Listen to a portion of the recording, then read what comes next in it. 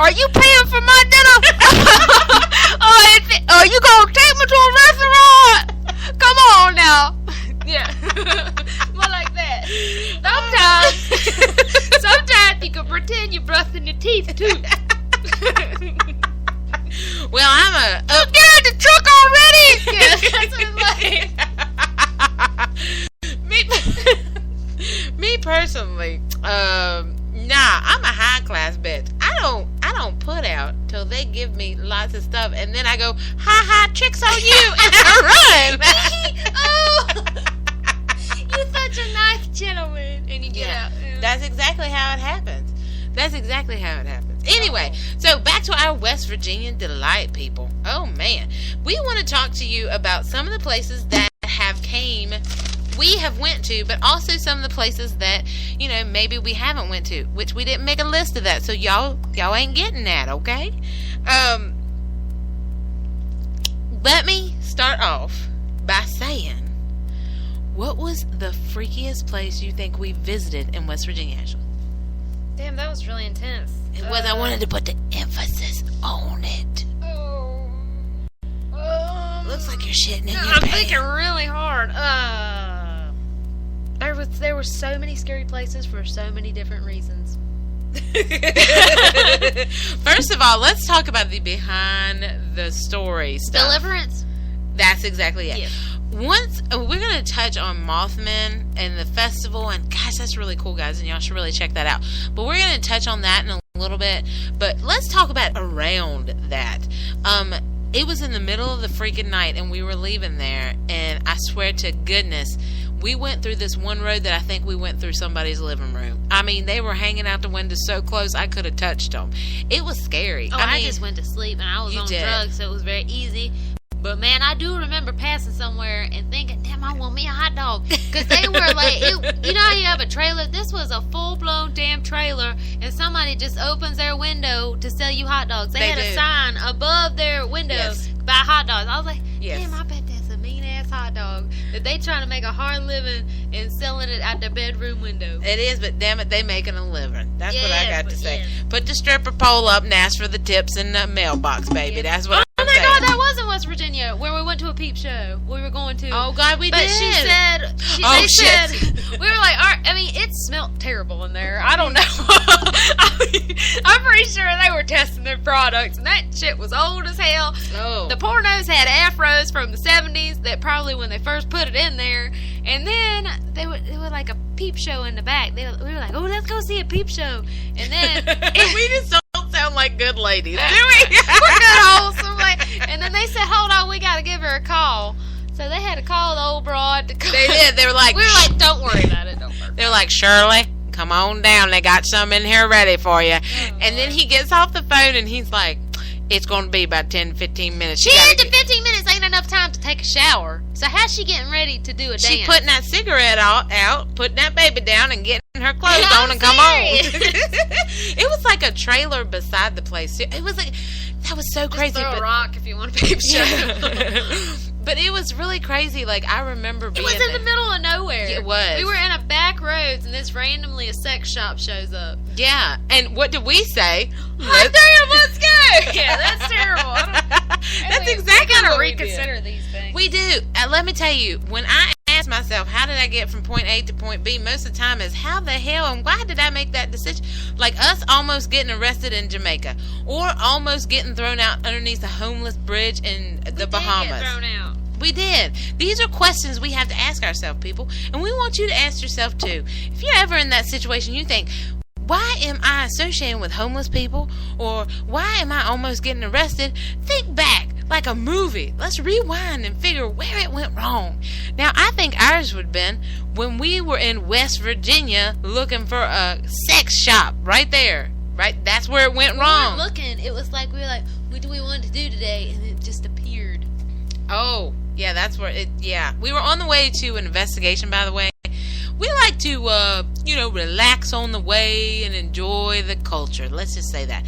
Anyway, that all ties in with our deliverance. We didn't stick around for that chick that didn't want to take a shower to get on that peep show.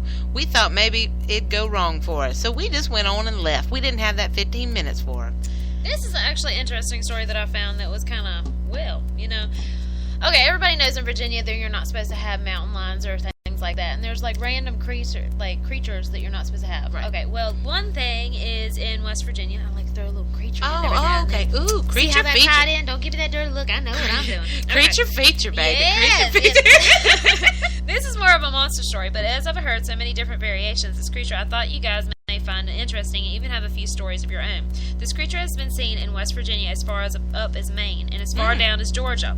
Although most of the reports came from the Appalachian Mountain area, all of the reports are of a black unknown creature usually seen in the woods while hunting or hiking. It resembles a giant dog with a long face, long claws, and ability to walk on two legs if it wishes so. It's a panther. Damn it.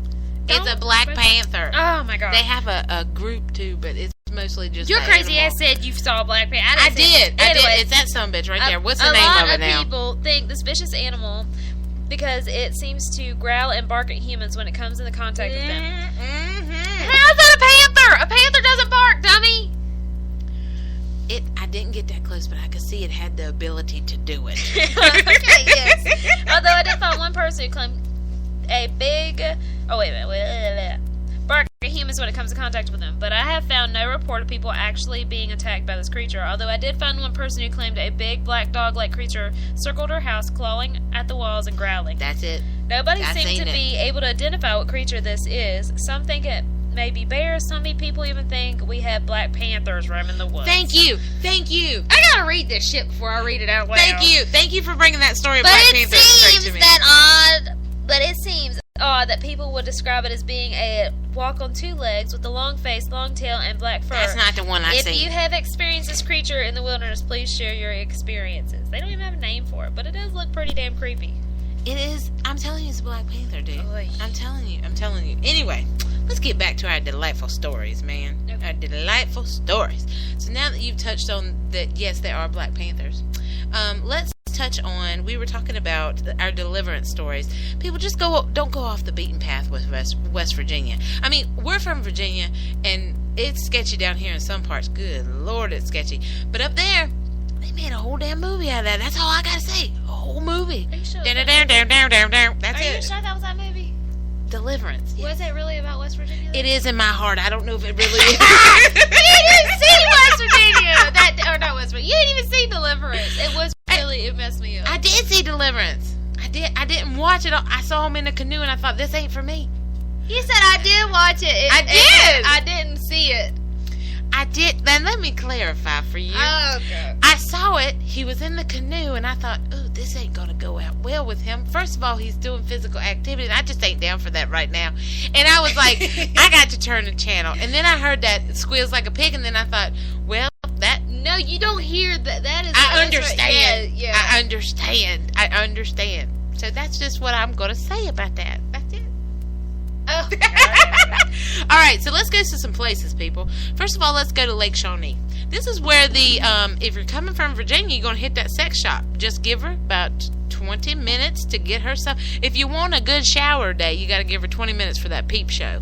But anyway. Call ahead for that. Yeah, maybe you should. I don't even know if it had a name of that place. Everything was dusty and just didn't smell good. That's all I got to say. If you could walk into a STD, that's pretty much what we did.